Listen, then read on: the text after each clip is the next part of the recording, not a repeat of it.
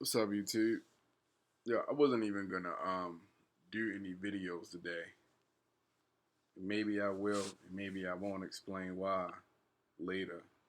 But this conversation string right here is from my video that I just did last night. Annoying shit about boxing. As you can see, the brother, the watcher, he commented.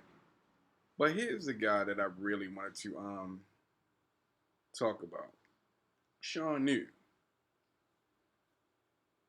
So let's look at his comments. His comments. Manny has only had the belt 6 months and is fighting his mandatory. Isn't that the same thing Brooke did by fighting Spence? Fuck no. It's not the same thing he did by fighting Spence. Kell Brook actually fought a competitor who actually stood a good chance in beating him. Who the fuck is giving Jeff Horn any chance in fucking hell of beating Manny Pacquiao? Come on, man. Shut the fuck up with that shit. It's a good thing you already unsubbed to my channel, because I'd have asked you kindly to unsub from my channel for saying the dumb shit that you said in these two comments. Are you fucking kidding me? Secondly, Manny Pacquiao, if all he's trying to do is get money fights, wouldn't it make more sense for him to fight the other champions and unify the 140-pound division? Wouldn't that make sense? Wouldn't those fights lead to big money fights? You mean to tell me you wouldn't pay to see Errol Spence and Manny Pacquiao fight to unify? You wouldn't pay to see Keith Thurman and Manny Pacquiao fight to unify the division? You wouldn't pay to see that? You are out of your fucking mind if you think the Jeff Horn fight is a better fight than any fight with Manny Pacquiao or any other champions. Because as far as I know, unification bouts trump mandatory fights. Especially a mandatory fight with a motherfucker from Australia who you can't even find tape on the fucking internet for any of his fights. For the most part. Now, isn't Triple G stepping up, fighting Jacobs, and now Canelo? Let's tackle the first half of that. Stepping up to fight Jacobs. Triple G has 30 plus some odd fights, right? He was considered, he is in a lot of people's top 10 pound for pound. A lot of people's top 10 pound for pound.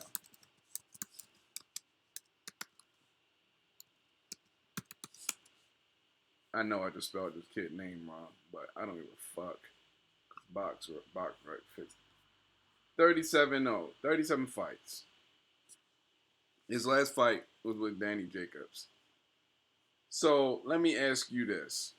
This motherfucker has 37 fights, 36 fights before he fought Danny Jacobs. He waited until fight number 30 fucking 6 to step up, whilst people have him in their pound for pound list, whilst HBO had him as one of the top fighters, one of the top 25 fighters in the past 25 years. Him and Chocolatito were at the top of that list. And you wait until fight 36 for a step-up fight with somebody where the fight was more than was a 50-50 fight? Get the fuck out of here, man. What the fuck are you talking about? Yo, why do you have a channel that's focused on sports? Why? Canelo's resume is better than Ward's after the Triple G fight, and he is only 26. He took a loss against an all-time great. Who is Ward's all-time great name? Now, typically, I don't respond with that kind of stupidity with any sort of fucking response whatsoever. I don't even disrespect my tongue by fucking responding to this level of stupidity. But if you guys have followed my channel any length of time, or actually watched any of the fucking videos, you would know there are two things that I consider my fucking nemesis on this earth. That is white supremacy and stupidity on all fucking fronts. Especially intentional stupidity. These are the kinds of statements and questions that make you a fucking decaf, a dumb casual ass fan. Canelo's resume is better than Ward's after the Triple G fight. So it's not better than Ward's now. It's not tied with Ward's now. It's not on par with Ward's now. One motherfucking fight makes his resume better than Andre Ward's resume. Man, dude, what the fuck are you talking about, man?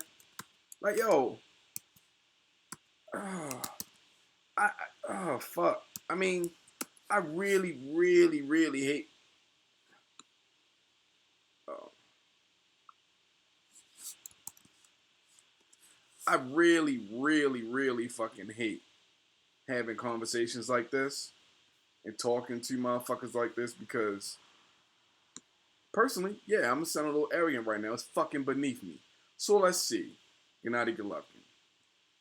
Now, you mind you, he's already saying that Canelo's resume is gonna be better than what's his face, Andre Ward, after he fights Golovkin, right?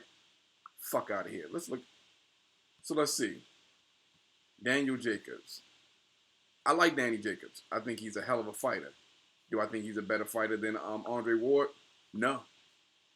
Kell Brook was a fucking welterweight going up 2 divisions to fight. I'm not even counting that. That was a guaranteed win. Dominic Wade. Come on, get the fuck out of here, man. Dominic Wade.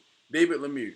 As much of a knockout artist as he is and as much power as he has, he is far from one of the most skilled fighters on the fucking planet. And nobody considers him an all-time great. Willie Monroe Jr. Although he did pretty well in the fight with Gennady Golovkin, who the fuck knew who he was? He was 19-1 when he fought Gennady Golovkin. Martin Murray. Pretty decent fighter, but, I mean, he has a name, but get the fuck out of it. Was he an all-time great? Marco Antonio Rubio. Still has a lot of fights. But is he considered an all-time great? Look at his fucking resume. Anybody, now he has some good fighters on his resume, some, but are any of these dudes considered all-time greats? Any of them? Are any of them considered all-time greats? No, they're not. So how the fuck does him beating Triple G make him an all-time great? Let's look at his resume. Julio Cesar Chavez Jr., who basically was a fucking punching bag with arms and legs, weight drained, depleted, and weak as fuck at a made-up division. Liam Smith at 154. Nobody knew who the fuck Liam Smith was until he got fucking stopped by fucking Canelo Alvarez. He was the weakest link in the 154 division, and that belt belonged to Demetrius Andrade, the WBO belt, before he lost the belt because of fucking inactivity and shit, right? Demetrius Andrade was in line for that, what basically is the mandatory for that belt. Soon as Canelo got that belt, he fucking jumped ship out of that fucking division and went up to fucking went up in weight. He immediately jumped out of that fucking division. Immediately jumped out of that division and went up to 164 to fight fucking Julio Cesar, a weight drained, malnourished Julio Cesar Chavez Jr. Get the fuck out of here. For the mid-card at 155, a dude that nobody gave a chance in beating him. Nobody gave Amir Khan a chance, and he proved it because he got his fucking brain smacked in the 6th round. Miguel Cotto, an all-time great. That's one all-time great right there. Definitely a Hall of Fame career. But after the wars he's been in, fighting a stronger, younger, bigger Canelo Alvarez, who the fuck had Miguel Cotto winning that fight? James Kirkland without fucking Ann Wolfe. Enough said, man. Erislandy Lara. Good fight. Canelo lost that fight in my eyes. He didn't win that fight. Alfredo Angulo, who, and he got a lot of heart, but he's a fucking human punching bag. Floyd Mayweather Jr., hands down the best fighter on his resume. A definite all-time great. Along with Miguel Cotto. The rest of these dudes, they got a long way to go before they're in the same class as Miguel Cotto and Floyd Mayweather.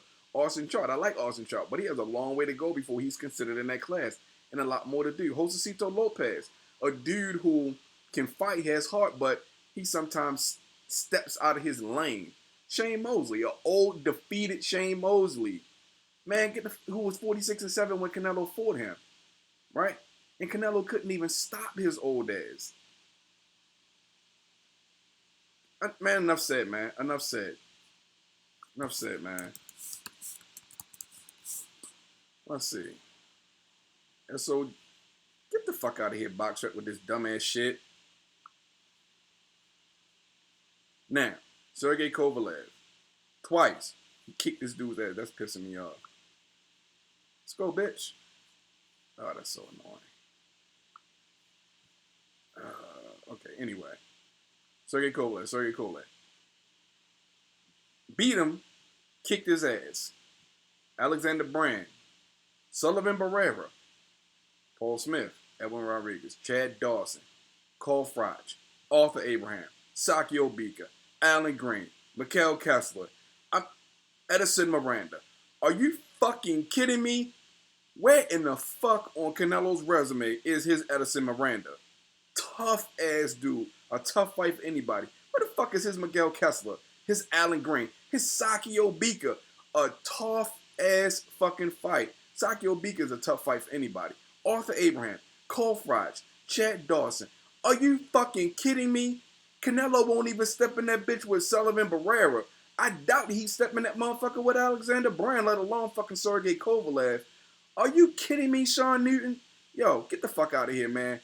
You have just proven that you don't know a fucking thing about boxing, dog. Stop talking about boxing and stop commenting on boxing, yo. You are the fucking king of decals.